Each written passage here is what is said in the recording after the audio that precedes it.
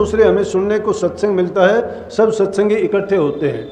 तो जब मैं कहता हूँ सत्संग जैसा लाभ तो आदमी अकेला अगर भक्ति करता है तो वो कितने दिन भी करे उसका इतना लाभ नहीं होगा, बल्कि सत्संग एक दिन का उसके बहुत काम आ जाएगा। आप सभी को राधा स्वामी।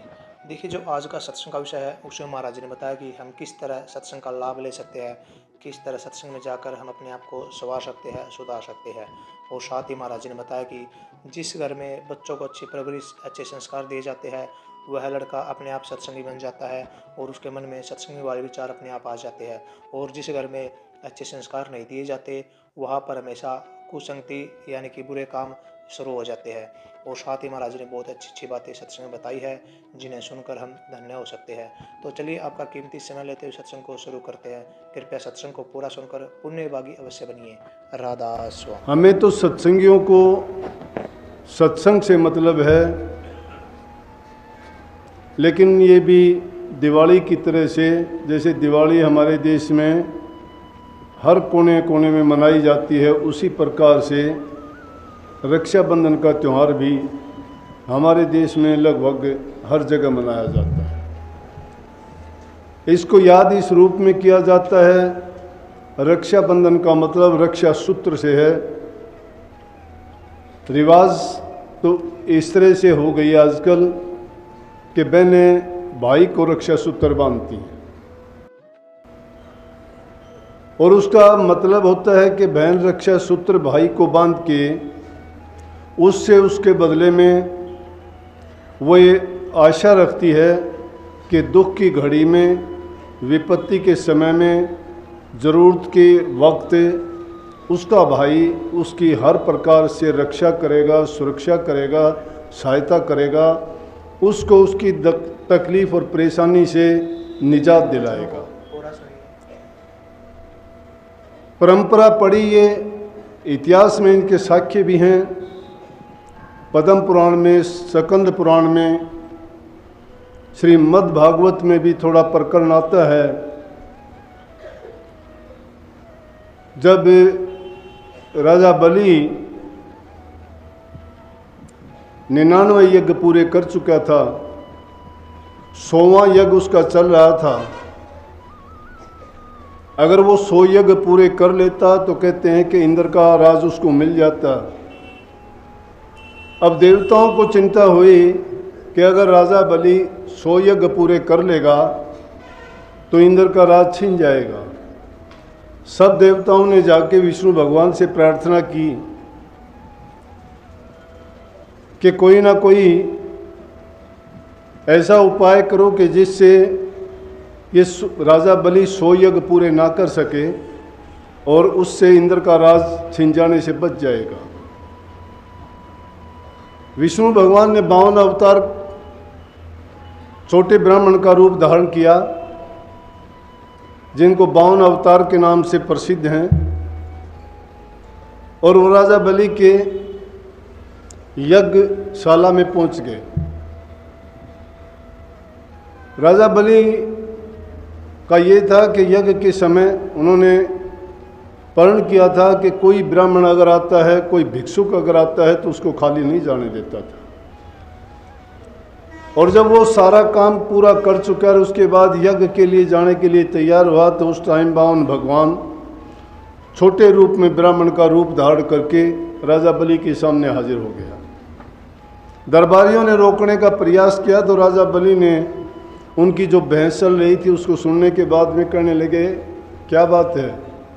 कहने लगे, जी ये जिद करता है आपसे मिलने की, और हम कहते हैं कि अब राजा यज्ञ के लिए जा रहा है, उन्होंने जो दान पुण्य करना था वो कर दिया। बोले कि कौन है? बोले जी ब्राह्मण है। बोले ब्राह्मण अगर मेरे दर पे आया है तो इसको अंदर आने दो, मना मत करो। और 52 भगवान जब हाजिर हुए तो राजा बलि उनकी तरफ देख के कहने लगा कि ब्राह्मण देवता कहो कैसे आना हुआ। कहने लगे, जी मेरे पास कोई स्थान नहीं है, मैं भक्ति करना चाहता हूँ, कोई जगह ऐसी मुझे मिली नहीं, तो कृपा करके मुझे आप दान में थोड़ी बहुत ऐसी जगह दे दो जहाँ मैं कुटिया बना के अपनी भजन भक्ति करता रहूँगा और आपका बहुत एहसान होगा। राजा बलि मन ही मन मुस्कुराए कि इसको ज़रूरत भी क्या होगी, थोड़ी बहुत कहीं 1 कुटिया की 2 कुटिया की थोड़ी बहुत 5-10 गज 20 गज जगह इसको चाहिए। कहने लगे कि बोलो कितनी चाहिए। कहने लगे ऐसे नहीं, पर्ण करो। राजा बलि कहने लगे कि मैं राजा हूँ और जब मैंने वचन कर दिया तो इसमें कोई किसी प्रकार की चूक नहीं होगी। आप इस बारे में निश्चिंत रहिए, आप बताओ। कहने लगे कि मुझे 2.5 कदम जगह दे दो। बोले 2.5 कदम? 2.5 कदम का नाम सुन के हंसे। कहने लगे अच्छा करो, 2.5 कदम ले लो। तो उन्होंने अपना विराट रूप बनाया और विराट रूप बना के 1 कदम में सारी पृथ्वी को, दूसरे में आकाश को माप लिया और 2.5 जो आधा कदम बचा बोले कि ये कहाँ पूरा होगा।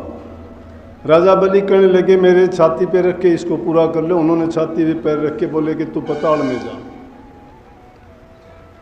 तो वैसे तो कह भी देते हैं, जब ये भक्ति का जिक्र आता है उसमें कहते हैं तप यज्ञ हवन पूजा करना ये भक्ति के मुकाबले में इतने मायने नहीं रखते। 99 यज्ञ करने वाला राजा बलि पाताल में जाना पड़ा।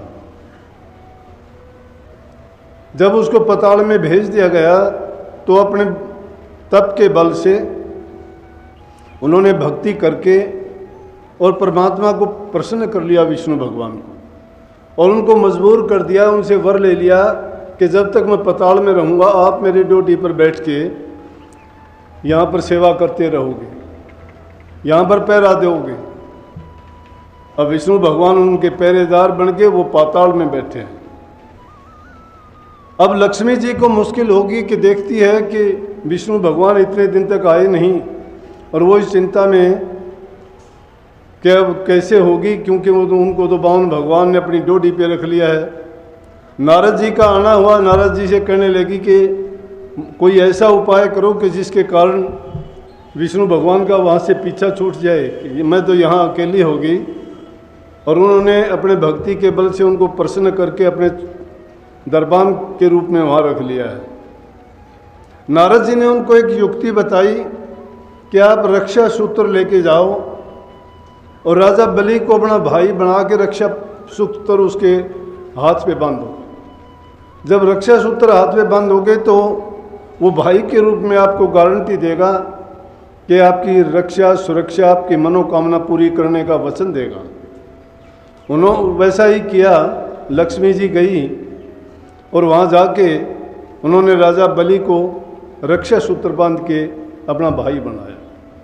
और भाई बनाने के बाद में जब रक्षा सूत्र बांध दिया तो भाई से वर लिया कि मुझे श्री विष्णु भगवान चाहिए, और उसी टाइम उसको वो वापस लेके आई। तो कहानी तो और भी बहुत है, बहुत से राजाओं की कहानी है, बहुत सी माताओं बहनों की ऐसी बात है जब उनके पर कोई भी विपत्ति आई और कोई लड़ाई का वक्त ऐसा आया तो विरोधी राजाओं के पास वो भी जाके इसी प्रकार से उन्होंने धर्म के भाई बनाए, और धर्म के भाई बना के उनसे इसी प्रकार से वर चाहे। और वो वर लेने के बाद में, वरदान प्राप्त करने के बाद में उनको उसे युद्ध से बच जाना पड़ा, उसकी परेशानियां भी दूर हुई, और अगर वो किसी भी रूप में पकड़े गए थे तो उनको स्वतंत्र भी करा लिया।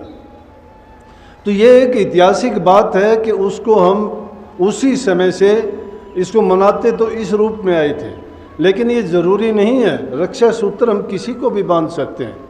निर्बल अपने से बलवान को बांध सकता है, निर्धन धनवान को बांध सकता है, बहन अपने भाई को बांध सकती है, भाई भाई को बांध सकता है, बेटा पिता को, पिता किसी रिश्तेदार को, नातेदार को, किसी को भी, क्योंकि इसके अंदर एक प्यार छिपा हुआ है, उसके अंदर एक बंधन है। धागे में इतनी ताकत नहीं है जितनी कि उसके बंधन में ताकत है। शादी के टाइम एक हल्का ही धागा ही तो हाथ से बांध के कहते हैं कि तुम्हारा शादी का सूत्र है, क्योंकि ये बड़ा पवित्र माना गया है सूत्र। दूसरी चीज़, वो बांधने के बाद में एक प्रकार का कठोर पर्ण हो जाता है। तीसरी चीज़, वो एक प्रमाणिक रूप में भी काम करता है कि वो प्रमाण है। तो इसीलिए उसको हम किसी भी रूप में किसी को भी बांध सकते हैं, और उसके बांधने का तात्पर्य भी यही है इन सारी चीज़ों को भी अलग रख के हमारे लिए जो विशेष रूप से भक्ति भाव रखने वाले, आध्यात्मिक के पथ पर जो चलने वाले हैं, उनके लिए सबसे बड़ा नाता गुरु के साथ है। गुरु के साथ भी रक्षा सूत्र बांधना, शिष्य गुरु को भी बांधते हैं, गुरु भी शिष्य को बांध सकता है, क्योंकि वो हम पहले बताया कि किसी को भी बांध सकते हैं और जिसको भी बांधते हैं उसके बांधने का मतलब तो यही था। लेकिन आज ज़माना बदल गया है, कोई वर जबान से भी दे देता है, कोई रक्षा सूत्र को भी बांधने के बाद में अपने नियमों को नहीं निभा पाता है या ना ही निभाने का प्रयास करता है। कि हर वक्त और हर समय ऐसे नहीं रहते, वो हमारे सारे पुराने रीति रिवाजों को भी हम भूल जाते हैं, छोड़ देते हैं या उनका कोई महत्व नहीं समझते, लेकिन फिर भी उसे एक परंपरा के रूप में उस त्यौहार को हम मनाते हैं। परंतु सत्संगियों के लिए तो सबसे बड़ा त्यौहार मैं कहता हूँ सत्संग होता है। त्यौहार हमारे सामाजिक रूप में हम उसको खुशी के रूप में मनाते हैं। त्यौहार कहो, मेला कहो, वो एक अच्छा मिलाप है। मेला भी तो यही है कि सब एक जगह पर इकट्ठे होके बड़े खुशी खुशी वहाँ पे जब इकट्ठे होते हैं, ना कोई जाति का सवाल होता है, ना धर्म का सवाल होता है, ना प्रदेश का सवाल होता है। एक ही भाव होता है, जो भी वहाँ जाता है वो खुशियाँ मनाता है, उसको याद करता है और पुरानी जो परंपरा है उसको जीवित रखता है। इसी प्रकार से ये हमारा रक्षाबंधन का भी त्यौहार जब आता है तो हमें तो एक पंथ दो काज हो जाते हैं। एक तो रक्षाबंधन की त्यौहार को मनाते हैं, दूसरे हमें सुनने को सत्संग मिलता है, सब सत्संगी इकट्ठे होते हैं। तो जब मैं कहता हूँ सत्संग जैसा लाभ तो आदमी अकेला अगर भक्ति करता है तो वो कितने दिन भी करे उसका इतना लाभ नहीं होगा, बल्कि सत्संग एक दिन का उसके बहुत काम आ जाएगा। सत्संग पुनरावृत्ति है, हमारे भूलों को भ्रमों को मिटाने का एक सहज तरीका है। कई चीज़ें जो हम समझ नहीं पाते हैं सत्संग में हमें सहज भाव में वो इस ऐसे मिल जाती हैं कि कई सालों के पड़े हुए भ्रम मिनटों में देखते देखते सुलझ जाते हैं। वही बातें रोज़ाना सुनते हैं, लेकिन फिर भी सुनते हुए जब अगली बार उसमें जाते हैं तो उसका नया अर्थ निकलता है, उसका अपना एक अलग ही महत्व होता है। बल्कि कई बार तो ये लगता है कि ये बात हमने कितनी बार सुनी है, लेकिन जब सुनते हैं उस वक्त में उनमें इतना आनंद नहीं आता, और जिस घड़ी उसका अर्थ मतलब उसका महत्व समझ में आ जाता है तो हम सोचते हैं कि कितनी बेजोड़ चीज़ थी, लेकिन आज से पहले इसको हम नहीं समझ पाए। सत्संगियों के लिए तो अच्छी बात है कि पहले मैं कहता हूँ कि आदमी अपनी बुरी आदतों को निकाल दे। बुरी आदतें जब निकलेंगी तो आदमी का चरित्र बनता है। जिस इंसान का चरित्र नहीं है वो किसी भी क्षेत्र में जाओ कहीं भी उसको सफलता और कामयाबी नहीं मिलेगी।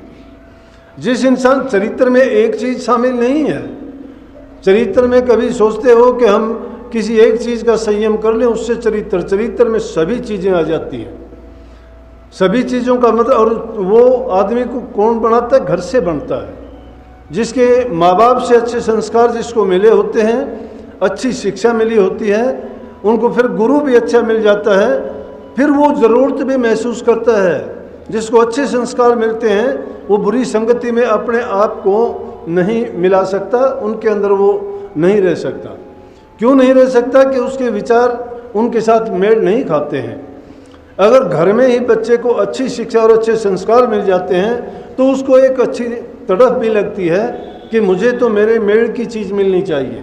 और जिसके घर में सत्संग, नाम की चर्चा, गुरुओं की महिमा, भगवान भक्ति का जहाँ जिक्र होता है, उन बच्चों के अंदर वैसे ही विचार भरे जाते हैं। और जब वो युवा अवस्था में चले जाते हैं तो उनको ये ज़रूरत महसूस होती है कि जो चीज़ मुझे बचपन में मिली थी, माँ बाप से मिली थी, उनकी संगति से मुझे संस्कार मिले थे, मुझे उनकी खोज के लिए किसी गुरु के पास जाना चाहिए, किसी सत्संग में जाना चाहिए। जहाँ कहीं भी उसको ऐसी चीज़ दिखाई देती है वो जाके अपनी पिपांसा को, अपनी भूख को, अपनी तड़फ को पूरी कर सकता है। और जब उसकी वो तड़प पूरी होती है, वही चीज़ विकसित होकर उसको एक अच्छा इंसान बनाती है। और अच्छा इंसान जब बन जाता है तभी वो भक्ति के रास्ते में मार्ग पे चल सकता है। जब अच्छा चरित्रवान बनेगा वो आदमी सबका सहायक भी होगा, उसके दिल में दया भी होगी, उसके दिल में प्रेम भी होगा, उसके दिल में श्रद्धा भी होगी, उसके दिल में अटूट विश्वास भी, शिथिलता होगी, धैर्य होगा, सहनशीलता होगी। और ये वो अच्छे गुण हैं जो इंसान को एक अच्छा चरित्रवान बनाते हैं। कभी ये नहीं सोचना घर गृहस्थी के सभी कामों को निभाते हुए हर गृहस्थी इंसान में अगर ये गुण आ जाते हैं तो सोने पे सुहागा है और घर बैठे बना वो फकीर बन जाता है।